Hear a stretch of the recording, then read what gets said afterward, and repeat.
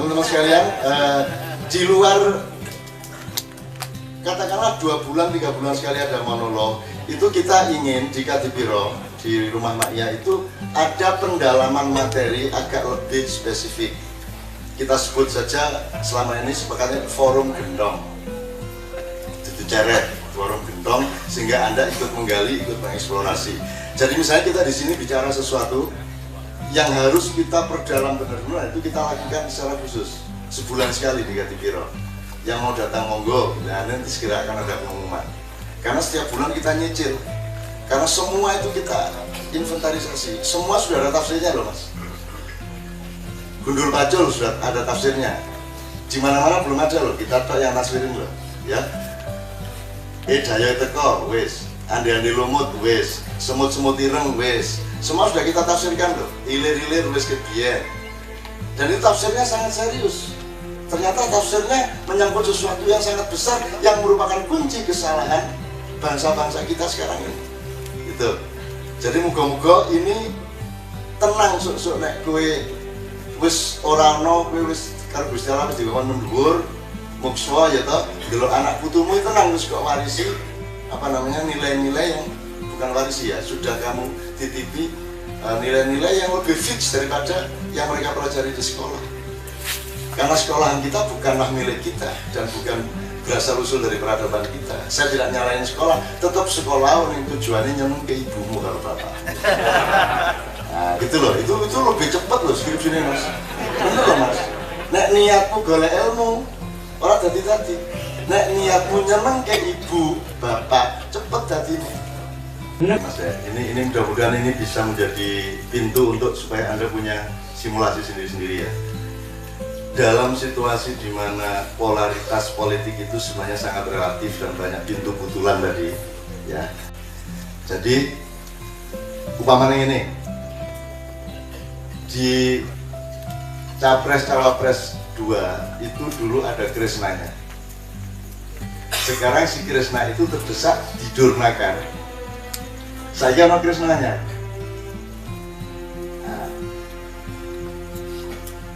Kamu nggak usah terus terang kan apa itu Krisnakan. Nah ini juga bisa berani lagi, jadi antara Krisna sama Durna ini sudah relatif. Dan nanti jangan kaget kalau ternyata panglima perang Kurawa yaitu Karna, Adipati Karno itu sekarang sibuk rundingan sama Arjuna. Kowe sing wis gemeter kuwi perang berhenti ya, perang iki ya, padahal ki rundingan wong loro kuwi. Aku aja kaget, karena kita sedang menjalani hipokrisi massal dari level moral, agama, politik, etik, semuanya kita sedang menjalani itu. Jadi itu didukung oleh sistem yang juga tidak matang. Misalnya gini, kabinet yang benar adalah kabinet profesional, orang yang ngerti pendidikan benar ngurusi pendidikan, benar kan? Orang yang ngerti pertanian dan punya pengabdian dia ngurusi pertanian. Kalau itu yang terjadi berarti presiden harus mengambil orang-orang yang mungkin tidak ada hubungannya sama perjuangan dia jadi presiden, benar kan? Nah, jadi kan nggak mungkin dilaksanakan. Nah, sekarang kalau gitu bagi-bagi kursi dong di antara partai-partai yang dukung. Loh, itu juga nggak bisa 100% disalahkan ya mas. Lah PDIP ini setengah mati ya, nek orang PDIP rada dadi kowe. Ya saiki PDIP ra entuk nagih karo kira sing bisa saham sapa. Jadi memang kita sedang menjalani satu syariat politik yang memang akan mencelakakan kita bersama-sama. Kan begitu, bener tak? Bisa ya? Saya tidak soal siapa benar, siapa salah, siapa hebat, siapa enggak, siapa mulia, siapa hina, saya tidak persoalkan itu. Saya tidak punya masalah apa-apa. Saya tidak punya kebencian, saya tidak punya sentimen, saya tidak punya nafsu, saya tidak punya nafsu deh. Musuh kawin duwe di bidang itu. Tapi saya ingin mengingatkan agak panjang sedikit sih mas. Dulu ketika Pak Harto turun, itu kan gagal reformasi karena semua yang bareng-bareng mengurus reformasi mengkhianati konsep awalnya, konsep Cak Nur sama saya. Soeharto jatuh berarti seluruh kabinetnya bubar. MPR bubar, DPR bubar, kita bikin komite reformasi, kita angkat jadi MPRS, MPR sementara, dan langsung bertugas mengangkat kepala negara sementara. Kepala negara sementara diinstruksikan mau bikin pemilu secepatnya. Tapi yang terjadi kan bukan reformasi. Lalu kalau Soeharto saja kita jatuhkan, kok Habibie malah naik. Lepas bahwa Pak Habibie orangnya baik dan presiden yang jujur.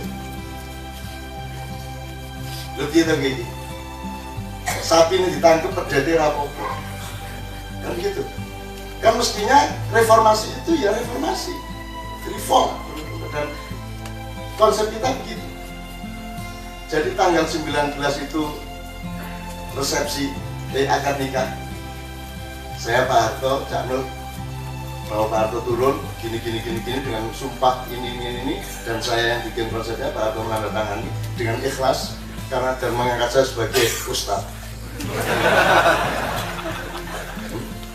Ya, artinya Pak Harto benar-benar dia, kalau dia berguru, dia benar-benar berguru, karena dia tipe priayi Jawa yang tidak hipokrit. Jadi dia kalau saya suruh wiritan, saya suruh tidak pergi, saya suruh di rumah aja, nggak usah ke masjid, di rumah. Taat, benar-benar taat samina wa ta'na. Itu Pak Harto di akhir hayatnya. Dan boleh dong orang itu gunanya Tuhan itu gunanya husnul khotimah itu karena ada perhitungan manusia itu dulu, jelek dulu, terus diberi peluang untuk husnul khotimah. Gunanya cahaya itu adalah karena ada fenomena kegelapan. Nah kalau di politik Indonesia enggak begitu, Anda dekat sama gelap, terus sepanjang hidup Anda harus gelap. Tidak boleh ada kemungkinan bahwa manusia itu bertobat. Pak Harto itu bertobat, makanya dia tenang-tenang aja. Dia tidak lari ke luar negeri, dia tidak ngapa-ngapain. Tangkep pun adilah, dan dia sudah menulis perjanjian untuk mau diadili dan mengembalikan hartanya kepada negara, kepada rakyat, gitu ya. Nah karena itu tidak ditaati, ya udah akhirnya bikin reformasi. Makanya saya bikin gerakan selawat keliling, gitu ya. Terus kemudian sudah mulai berdatangan orang melihat SBY. Cak, bismillah ya Cak ya, ini dari Konghucu, teman-teman Kristen, HMI, semua itu sepakat ketok iki Cak presiden tepak iki SBY iki Cak. Ya orang kok ora jan kowe mantap ning reserve lho, serep lho. Soalnya aku ora ya ngono aku.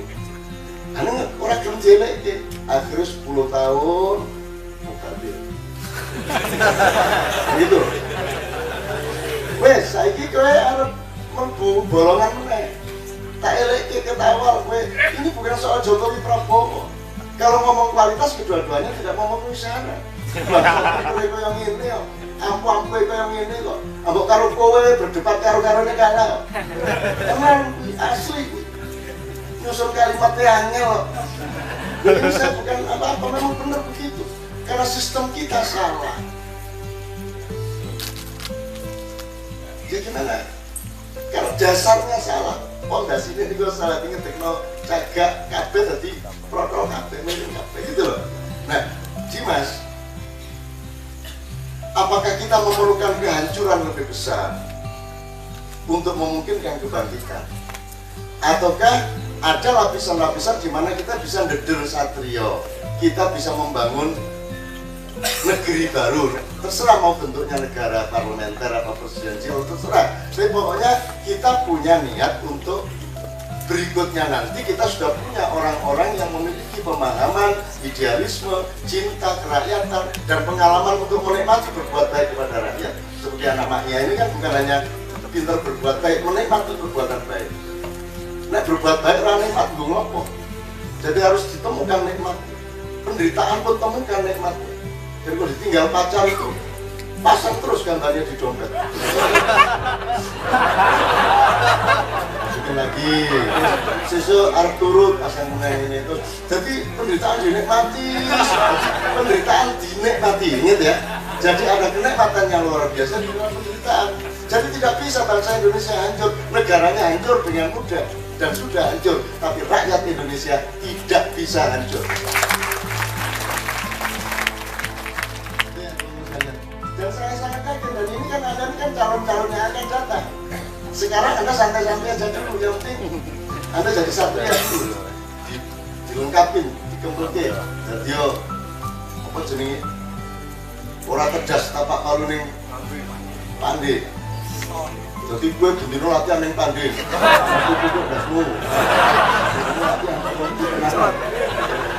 Latihan ngilang langsung balik. Oke, alhamdulillah.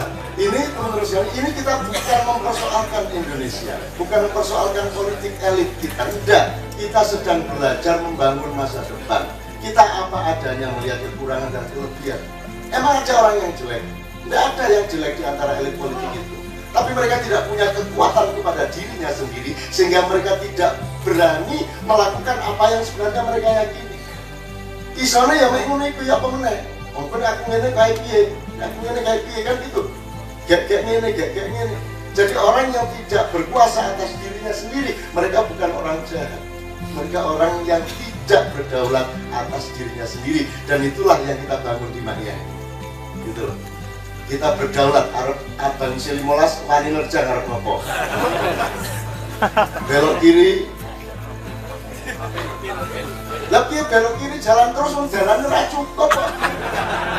Terus gue nek kene melanggar polisine nesu lho Pak polisi. Sing saran niku negarane wong dalane ora memenuhi syarat aturane aturane apa? Dalane ora normal kok aturane normal. Sehingga saya pernah nangkap polisi. Benar di Jakarta. Saya sama Masuki teman kita Mania, Masuki ditangkap karena keliru jalan, sudah perbaikan macam-macam, ditangkap terus direbut kuncinya sama apa jenis STNK. Tak rebut meneh, Mas berangkat, tunggu saya di sana di kantor. Anda ikut saya. Karena Mas tak tangkap nang kantornya dewe. Mas Anda ngerti enggak? Aturan itu normal, perangkatnya harus normal. Lo ono wong jingklang kok, jalannya yang tegak. Musiknya jingklang kok. Ngerti nggak hukum? Hukum kan begitu, harus ada kelengkapan yang utuh. Gitu loh. Lah ini enggak, hampir tidak memenuhi syarat semuanya, tapi aturannya mau dijalankan secara utuh, tidak bisa. Dan itu tidak ada yang ngerti petugas hukum begitu itu. Orang ngerti bedanya saya ya Dimas, supaya teman-teman ini punya sanggup pula. Orang ngerti bedanya hukum, konstitusi, keadilan, nurani. Itu ada 4 tingkat. Anyar lagi. Gaya aku mikirin. Kalau hukum Dimas, itu orang nyopet sama orang korupsi hukumannya beda. Bener gak? Mosok nyopet pensil di pasar hukuman podo karo koruptor ya tidak mungkin. Hukum mengenal itu. Kalau konstitusi tidak. Konstitusi itu taunya benar atau salah. Maka dia dasar hukum. Dia semacam usulul fikih kalau dalam Islam. Contohnya orang sholat, ngimami binengan lagi cerwot mencret. Batal lah Mas. Seluruh yang sholat ikut batal karena imamnya najis ya. Oke. Di sebelah besoknya terus ganti mamanya. Sing imam anyar iki orang nanti mencret ngetep ngutang. Dikit banget ngentutnya. Sama batalnya enggak? Sama batalnya. That is constitution. Ngerti enggak? Nah, kalau Mahkamah Konstitusi pertimbangannya adalah salah atau benar. Yang kosong Prabowo berapa daerah, yang suara tidak sah berapa daerah, yang Jokowi kosong berapa daerah tidak peduli. Satu saja tidak sah, batal. Itu konstitusi. Kalau tidak begitu, namanya diganti saja. Jangan Mahkamah Konstitusi. Gitu loh. Jenengin dolek-dolek dhewe kan. Kalau namanya Mahkamah Konstitusi itu begitu itu. Apalagi keadilan.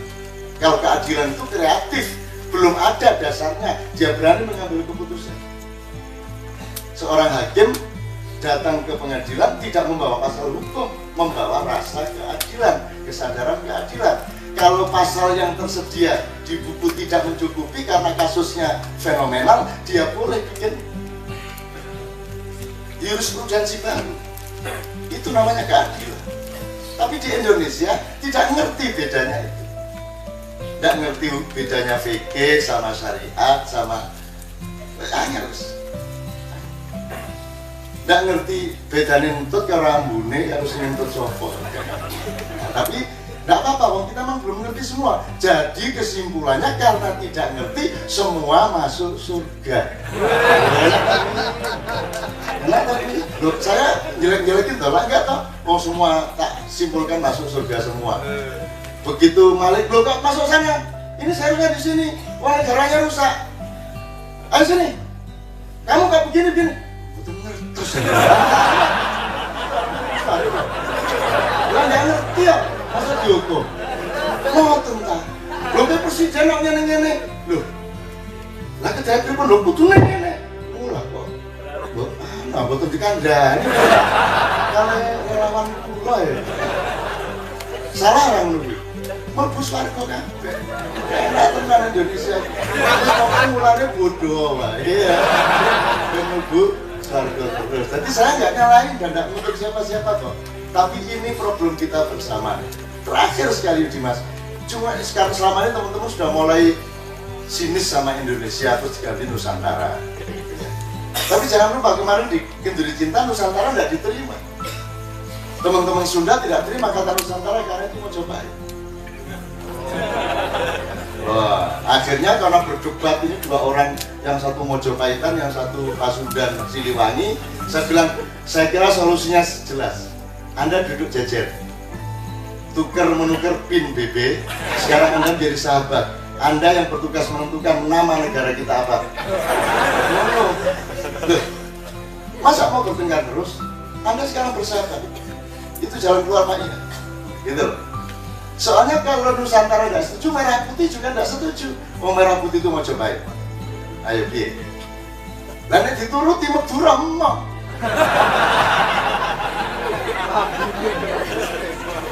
Madura punya negara sendiri.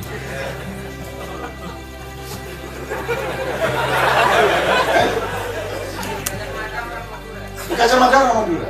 Orang Madura. Sumpahnya kan palapa, bukan laba-laba.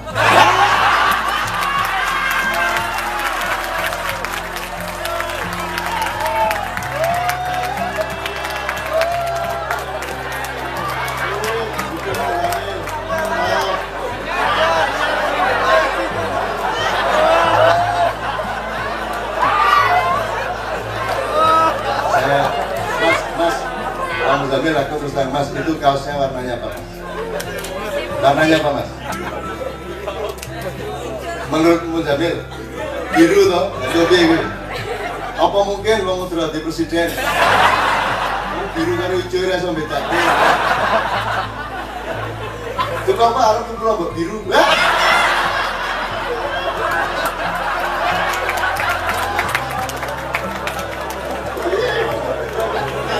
Biru ya Pak. Ini perawan masih biru, masih hijau. Yang sosial lagi ya menurutnya. Begitu masuk neraka orang Madura, Jibril bersabda, tidak ada orang Madura masuk neraka. Lu gimana? Mau macam-macam, mau Hajar Aswad aja dimaklari ya. Pengawas. Kamu tahu nggak? Orang Madura itu bedain hijau sama biru aja nggak bisa. Apalagi masalah-masalah yang lebih tinggi. Kita masuk surga, masuk surga. Oke, sekalian, Dimas terima kasih ya. Cukup berapa ya? Kita sekarang berpindah ke lainnya. Pak Muzamil nanti puncaknya ya. Untuk mempertanggungjawabkan perbedaan antara hijau dan biru. Ini kasus serius loh gue. Iya coba. Aku nek nang toko kowe nyebute cara Madura kan kerengan to kowe. Karo petugas toko, "Bu, kuwi sing biru." Coba ke sing biru. Sing biru. Kerengan to iki. Lah biru kan ijo ora iso ngetak. Ini problem besar. Itu ora problem kebudayaan dan budaya, itu problem peradaban. Satu nomor dari Leto bersama Kiai Kanjeng.